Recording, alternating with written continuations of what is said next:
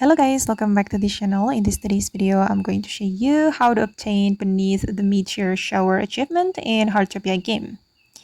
Okay, let's get into it guys. To unlock this achievement, you need to play with your friend in Heartopia during the Meteor Shower event.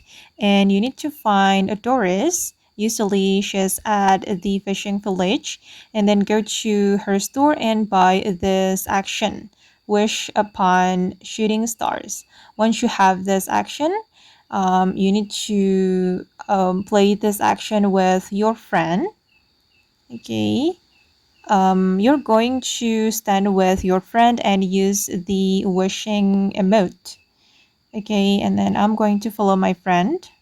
Open up the emote and solo action and use the wishing emote together with your friend. Okay, and I'm still looking a right time to do that with my friend, guys.